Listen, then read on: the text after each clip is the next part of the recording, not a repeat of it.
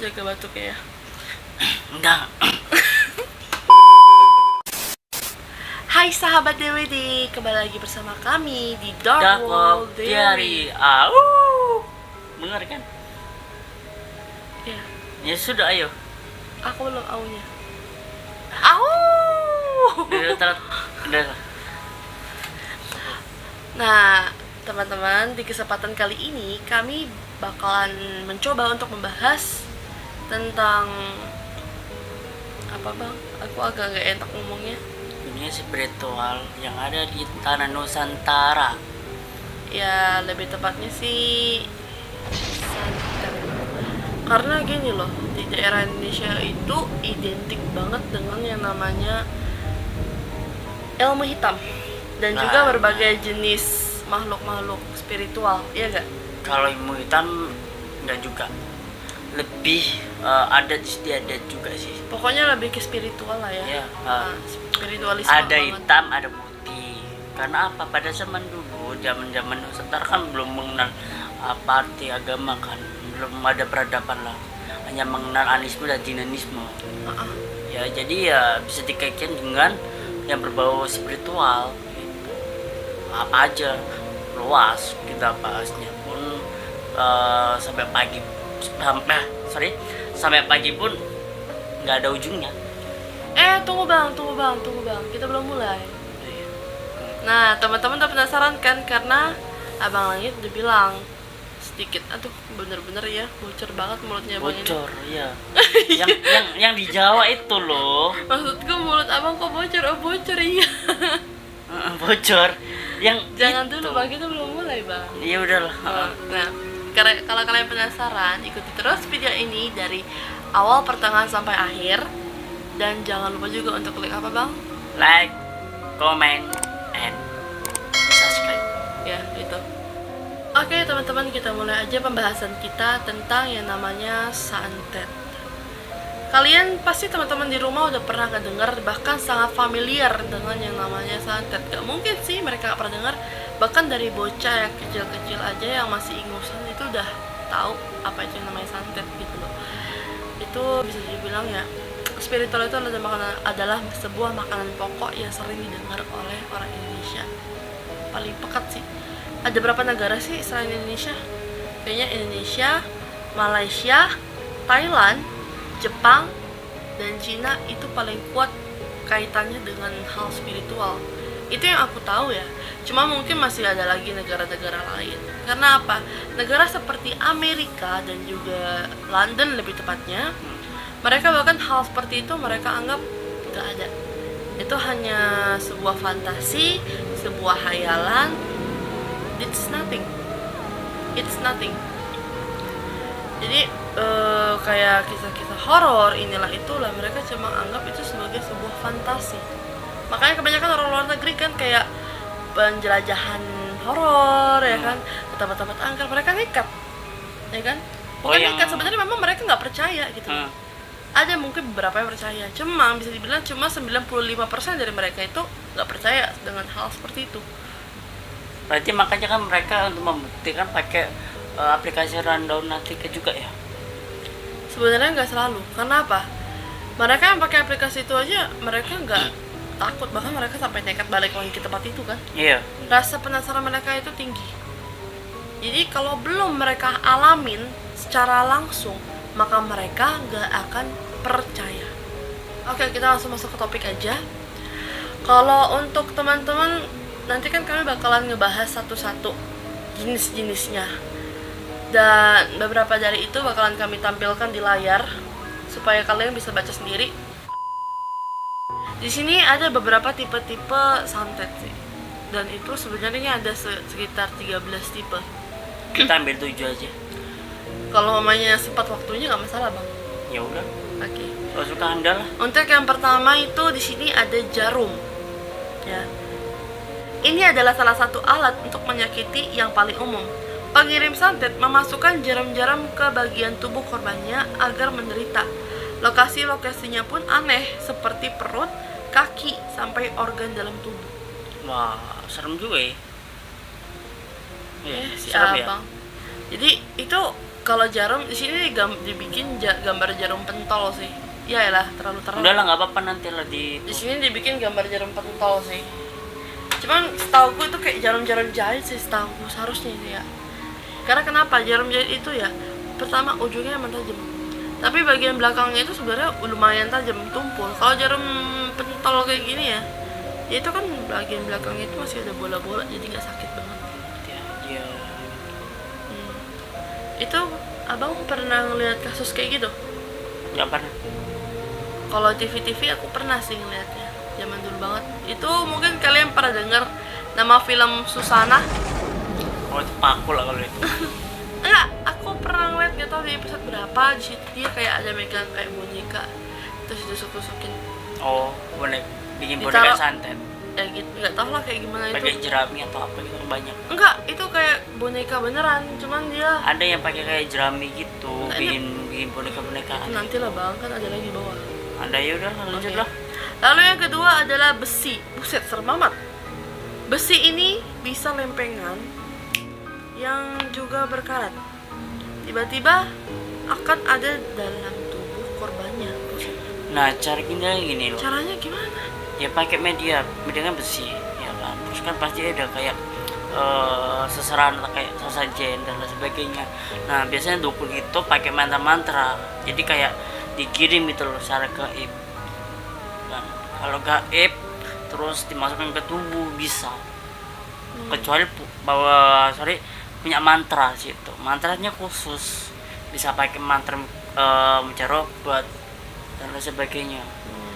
Ini katanya di sini ya, biasanya orang yang memakai besi, sang pengirim ingin penerima penderita akibat karatan dan kesakitan. Menderita, pokoknya dia menderita akibat karatan dan kesakitan tertusuk ujung besi yang tajam dan kasar. Itu tega banget sih, besi segede gini. Ya ampun. Lalu yang ketiga adalah kawat. Kalau kawat aku udah pernah lihat sih. Kalau yang ini biasanya sama dengan jarum, dikirim dengan jumlah banyak, jadi organ dalam korban akan tertusuk pelan-pelan. Hal tersebut tentunya menyakiti korban dan membunuhnya pelan-pelan. Yang keempat itu ada yang namanya paku. Kayaknya kalau paku kayaknya udah familiar banget Udah ya. familiar lah, banyak lah itu. Ini ada paku setengah inci, 1 inci, 1,5 inci, 2 inci, 2,5 inci. Banyak lah kalau untuk ngeluarin. Terus ada lagi juga yang pakai makhluk astral, coba lah Tunggu dulu. mencari situ. Tunggu, kalau soal paku dulu kita bahas ya. Paku adalah alat santet lainnya yang gak kalah pamor. Pamor apa nih? Terkenal lah ya. Pamor terkenal. Nah, orang yang menjadi korban akan seperti menelan paku. Paku-pakunya pun tidak dalam ukuran kecil tapi besar dan biasanya sudah berkarat. Berkarat. Kok gak jahat banget ya? Di sini kita ada perantara lewat jin atau makhluk astral. Kalau ini sih aku kurang paham sih. Banyak lah, Santet- tinggal nyuruh kodapnya aja udah. Santet jenis ini menggunakan jin untuk mengganggu korban. Biasanya jin akan menempel pada korban selama beberapa lama sampai korban jatuh sakit atau bahkan meninggal. Berarti mirip kayak orang ketempelan kah? Iya, ketempelan juga, kadang bisa masuk juga. Kayak si L itu juga maknya dari segi teluk juga ada makhluk kayak gitu juga, banyak loh. Terus juga apa namanya itu yang di rumahnya Ning itu, Neng A. Ning A Heeh. itu banyak juga gitu loh. Kan di rumahnya kayak pasar, bukan apartemen, padahal rumahnya kecil. Wait, ini ada lagi nomor 8 hewan liar. Kayaknya ini lebih familiar juga sih. Kalau hewan liar lebih menggunakan apa namanya itu, ular, terus apa namanya itu, kalajengking sama kelabang. Nih, hewan liar yang bisa melukai dan membunuh manusia dikirim untuk melukai korban santet. Bisa. Misalkan, tiba-tiba di tengah malam kamar, korban akan ada ular atau kelabang, bahkan kalajengking. Hewan-hewan tersebut adalah kiriman.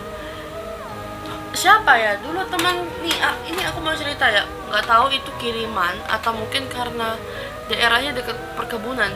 Dulu aku waktu SMP, kamu tahu kan bangku meja sekolah ada lacinya. Itu meja sekolah kami tuh kayu, ada lacinya. Jadi itu pernah sekali, itu bukan nggak sekali doang sih, berkali-kali. Jadi temanku itu masukin tas ke dalam laci, terus baris mau upacara, ya kan. Pas selesai upacara dia masuk kelas dan mau narik tasnya karena belajar kan. Dia tarik, tahu gak dari tas-tasnya itu apa? Apa? Kalajengking. Kalajengking. Segede tangan orang dewasa. Kalajengking warna hitam pekat. Itu bukan di kelasku sih, cuman aku ngeliat waktu lagi rame-ramenya di kelas. Orang ini untung nggak kena gitu aja sih. Lalu yang kedua itu pernah, ini kan Pak PW, kami manggilnya Pak PB, singkatan memang. Pak PB ini dekat sini rumahnya. Jadi dulu itu itu guru SMP ku itu di kelas bawah, kalau nggak salah kelas 7B. Aku di situ masih kelas 1 juga sih. Ada masih pagi-pagi banget nih, masih pagi-pagi banget pakai baju pramuka. Itu berarti sekitaran umpamanya hari Jumat atau hari Sabtu, nggak tahu lah, kan pakai pramuka kan. Nah, di situ tiba-tiba baru ada siswa masuk di pojokan itu. Ada ular piton gede melingkar warna kuning di ujung, di pojokan apa aku sih nggak tahu tuh. Kalau menurutku sih itu kayaknya ularnya masuk lewat jendela, karena jendela sekolah itu nggak pernah tutup kan. Jadi pagi-pagi udah teriak tuh anak, ada ular. Akhirnya Pak PB itu yang ngurusin gitu loh. Dia yang manggil orang yang berani lah ya kan. Terus siapin karung sama besi, masukin ke dalam. Ada yang bilang lah itu kiriman, adalah yang bilang Ngeri itu lah ya. orang. Enggak lah, udah nggak apa. Ini kita langsung lompat aja kali yang ke-13 ya Bang. 13. Di sini ada benda atau bagian tubuh kita sendiri. Banyak sih kasus, cuma nanti kita ceritain ya. Apa maksudnya? Santet ini menggunakan foto, rambut, sapu tangan, hingga tanah di sekitaran rumah korban. Mengerikan bukan? Bahkan bahan-bahan yang menjadi hal utama bagi kita bisa menjadi alat untuk mengirimkan santet ke kita. Bisa. Pakai rambut, pakai kuku. Contohnya ya, teman kamu loh, mamanya, kita kan manggil tante, ya kan? Handuknya hilang, Ya. ditaruh di bawah kayak Kendi. kayak kendi gitulah. Akhirnya apa? Ternyata sandang pangannya disumpat sama dia, disuruhan. Ekonominya lah Ekonominya ditutup lah. ditutup, kayak biar susah nyari uang lah, nyari rezeki lah ya kan. Itu selama berapa tahun? 3 tahun. 3 tahun ya. 3 tahun lebih lah itu, sampai bapaknya temen gue tuh nggak bisa kerja. Ketemu, ternyata tuh dukun itu saudara jauh. Pokoknya dia ngasih tahu lah ya kan. Anduknya itu warna hijau toska Tosca. gitu ya, hijau toska kecil. Itu kayak Itu bukan hijau toska bang. yang penting hijau kan. Iya. Repot kali. Pokoknya dia warnanya warna hijau toska, dan dia itu ditaruh di bawah kayak kendinya lumayan besar katanya ya. Jadi nggak terlalu kelihatan banget. Itu dari anduk loh. Ada lagi temenku itu dulu pernah bilang kalau adiknya itu pernah disantet sama orang. Kamu tahu gak apa yang diambil? Celana dalamnya. Jadi adiknya itu masih masih TK lah ya. Masih usia 4 tahun 5 tahun. Jadi mungkin dia itu nggak senang sama keluarga. Jadi saat dia jemur pakaian diambil, karena mereka tuh jemurnya di samping-samping rumah. Jadi nggak kelihatan dong. Nanti yang nyantet tuh siapa? Tetangganya atau siapa? Tetangganya, cuma tetangganya itu kayak jarak sekitaran 3 rumah dari tempat dia gitu loh. 3 atau 4 rumah. Itu ya ampun, pakaian dalam adiknya loh. Parah emang, kasihan. Tau gak, adiknya itu sampai kayak orang, mulutnya itu kayak agak berbusa, kayak orang keracunan. Mulutnya itu kayak berbusa, matanya ke atas kan, kayak orang kejang-kejang, ya kan? Kayak epilepsi. Ya mirip kayak epilepsi. Tolong pas dicek ke dokter sehat-sehat aja. Aneh kan? Terus dia itu kalau namanya BAB, ya kan, buang air besar, itu kadang ngeluarin bau-bau busuk gitu, kayak nanah gitu loh. Darah nggak? Darah ada, tapi lebih sering dia kayak bernanah gitu loh. Cuma nggak tahu dari mana. Akhirnya apa, waktu ketemu itu pakaian dalamnya itu ada ditaruh di belakang lemari es. Nggak tahu kenapa itu di belakang lemari es, terus diikat sama kain putih. Nggak usah sebut lah namanya, kain putih udah ngerti lah. Kain Itu kafan udah. dibungkus, dilipat, dibungkus pakai kain putih. Terus tuh kayak ada bunga-bunga, aku nggak paham bunga-bunga apa, sama yang kayak akar-akaran gitu lah. Temu kan. Banyak ya. Itu nggak sengaja, pokoknya itu kalau nggak salah mereka itu lagi ada acara, nggak sengaja bertamu gitu loh, bertamu. Dan anaknya itu, dia itu punya 3 anak.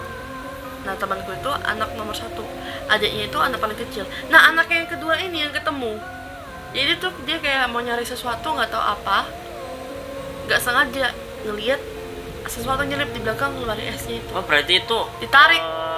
masih di rumah ya? Masih di rumah. Nah ditarik sama adikku kan, adikku kan, adiknya dia ditarik. Terus dia mungkin karena ada bau-bau, adiknya itu orangnya kayak adikku banget sih, dia kalau ada barang unik dibawa pulang. Jadi dibawalah pulang sama dia. Sampai rumah dia nanya ke mama, "Mah, aku dapat ini." "Di mana?" "Di rumah bibi itu." Dibuka lah sama dia. Itu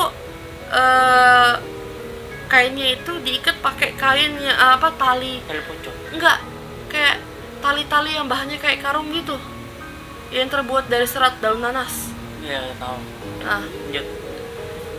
pakai itu, jadi dibuka kan, dibuka, seret, dibuka. Tahu ada apa? Pakaian dalam, bunga-bunga, terus ada kayak tulisan-tulisan nggak tahu apa. Nggak ngerti. Raja lah. Nggak ngerti aku. Terus itu satu lagi aku nggak tahu, dia macam panjang kayak akar, tapi aku nggak tahu apa panjang. Kayak akar dia. Difoto sama dia, cuma aku nggak tahu masih ada fotonya sama apa enggak. Dikirimnya ke aku waktu itu. Difoto kan. Wih, apa ini? Ya itulah yang dikirim sama orang inilah, adikku yang ketemu di belakang lemari esnya katanya. Walah, aku bilang. Ngeri. Itu tadi. Oh ya, ada lagi. Situ ada potongan-potongan kuku. Nggak tahu kuku siapa. Potongan-potongan kuku juga. Itu aja sih. Itu dulu kalau nggak salah aku kelas 1 SMA apa 2 SMA. Adiknya dia yang cerita ke aku, terus aku tanya lagi sama dia, terus dia ceritain ke detail gitu loh. Detail banget. Ya, Tapi udah sembuh kan? sampai sekarang sehat walafiat sih.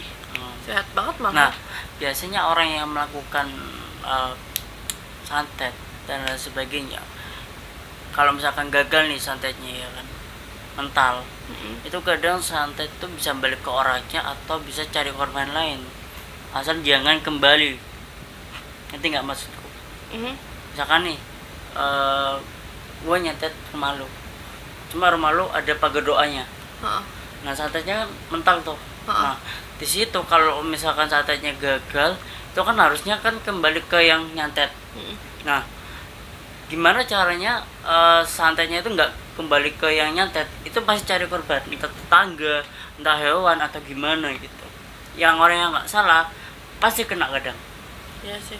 Dan contohnya ada nanti gua sama si Wolfi bakalan cerita tentang warisan petaka yang belak-belakan lah, main-main magic.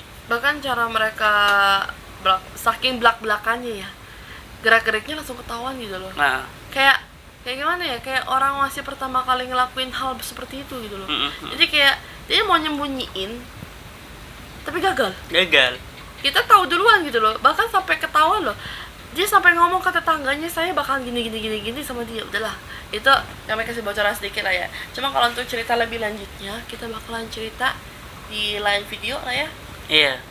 Tapi kalau untuk video selanjutnya, kami bakalan ngelanjutin part keduanya dari video yang sebelumnya. Setuju gak bang? Setuju lah. Warisan petaka ya. Warisan petaka jangan dulu lah, itu 2 minggu lagi lah ya. Oke lah. Soalnya bang, waktu bang. Close ya. Yakin nih mau closing, masa teman-teman di rumah nggak kangen sih sama Wafi? Ya udah deh, gini kan tadi kan gue menurut pendapat gue tentang santet kan. Nah menurut pendapat lu tentang santet itu apa? Aku sih nggak tahu banyak soal santet, dan aku tuh cuma kayak denger dari mulut-mulut para tetangga, mulut-mulut dari mulut ke mulut gitu loh. Kayak cuma dari omongan-omongan orang sebelah. Jadi kalau menurutku ya, santet itu eh ya nggak jauh-jauh beda sih sama yang dibilang tadi di internet ya. Karena bagiku santet itu adalah hal yang paling menjijikkan. Kayak nggak ada cara lain gitu kalau dia emosi ya ketemu langsung, atau kalau dia dewasa pikirannya ya datang ketemuan ngomong baik-baik, masalahmu apa dan maksudmu apa ngelakuin begitu gitu loh. Nggak usah main lah jauh-jauh kayak gitu. Kayak dia nih, biar aku tangkap ya, orang yang berani main seperti itu berarti dia nggak punya keberanian untuk menyelesaikan masalahnya sendiri. Nggak gentleman, kalau cowok nggak gentleman ya kan, Kalau cewek nggak terlalu berani, gentle girl. Cuma lebih keseringnya dengan gentleman sih, gak masuk akal. juga kadang. Pokoknya dia nggak gentle banget lah, nggak berani. Layaknya seseorang nih kita bakal ngebahas tuh, cuma kasih sedikit lah. Kena nggak gentle atau dibilang nggak berani itu bisa kita bilang juga saat umpamanya dia lagi PDKT sama lawan jenis. Ada cowok lagi suka sama nih cewek, tapi ternyata nih cewek nggak suka sama nih cowok. Nekat dong dia. Iyalah. Akhirnya apa? Main Keduken lah. pelet. Nah, kalau untuk masalah pelet nanti lah kita bahasnya. Sekali lagi. Terus cuma salah satu pembahasannya aja, itulah orang yang nggak berani gitu loh. Berarti kan dia nggak berani mengungkapkan cinta. Akhirnya apa? Main. Berarti kan kayak mana cinta ditolak dukung bertindak. Iya bener. Cinta ditolak, dukun bertindak. Tapi segini sekarang. Dukun-dukun sekarang mah nggak apa ya, nggak ketahuan. Kenapa nggak ketahuan? Modelannya itu kadang pakai apa ya, yang anak muda banget. Nah, tahu gak kalau zaman dulu sama sekarang itu beda banget. Kalau dulu Beda, dukun pasti coy. pakai apa?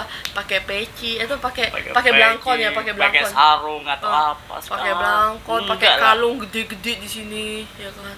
Pakai belangkon, bajunya hitam-hitam, pakai sarung ya kan. Pakai sarung. Kemana-mana dia pakai sendal kayak semacam pasus kebuka gitu, aku nggak ngerti sebutannya apa. Pokoknya serba hitam. Intinya kalau santet mah medianya banyak lah. Nggak apa ya, nggak terdefinisikan lah.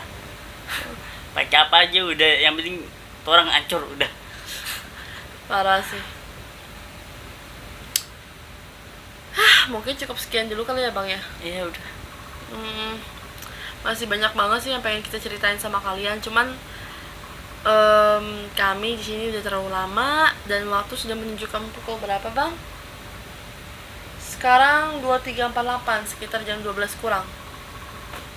Jam 12 kurang. Udah close lah. Ya, soal kenapa kami bikin sekitar jam 12 kurang kami selesai dan mulai sekitaran jam 11? Itu karena Wolfie kan berkedai, punya warung orang tua sih. Itu bakalan selalu berisik, pasti ble. Udah, sekarang closing, gak usah curhat. Kadang Udah. ada kendaraan lewat, ya kan. Gak apa-apa lah bang, biar mereka ngerti kenapa kita videonya jam segini kita bikin. Jadi kemungkinan kami bakalan upload ya siang atau pagi, ya kan bang ya.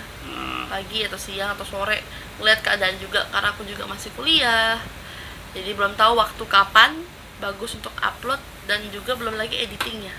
Iya. Emangnya aku bakalan sempat editing? Kayaknya untuk besok gak bisa aku editing deh, sibuk banget. Ada yang harus ditangani lah. Tapi pengen jalan-jalan kamunya. Iya. Udahlah, jangan curhat lagi deh, tolong.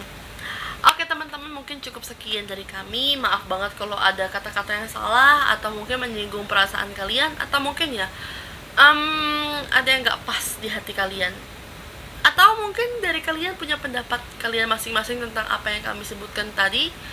Kak, yang ini penjelasannya salah kak, menurut aku seperti ini, seperti itu. Kak, aku nggak setuju kak, kayaknya pendapat yang ini itu harusnya seperti ini. Nah, kalian tinggal komentar di bawah supaya kami tahu apa aja sih yang kurang, karena kami itu cuma manusia biasa yang pasti bakalan berbuat salah ya bang ya. Dan juga sekali lagi kami mohon maaf jika umpamanya video kami masih belum bisa memuaskan kalian, dan mungkin bisa dibilang itu kayak masih noob lah kalau untuk bikin video. Masih belum ada kamera, masih belum ada mikrofon pro, belum ada display untuk lightingnya. Jadi untuk kalian semua, kalau memang kalian benar-benar pengen mensupport kami Jangan lupa untuk klik like dan subscribe-nya. Berikan kami apresiasi supaya kami makin semangat dan supaya kita bisa beli alat-alat untuk nge-record lebih bagus lagi. Cukup sekian video dari kami dan sampai jumpa di video kami selanjutnya. Bye bye. Au. Tutup, Bang. Matok lah.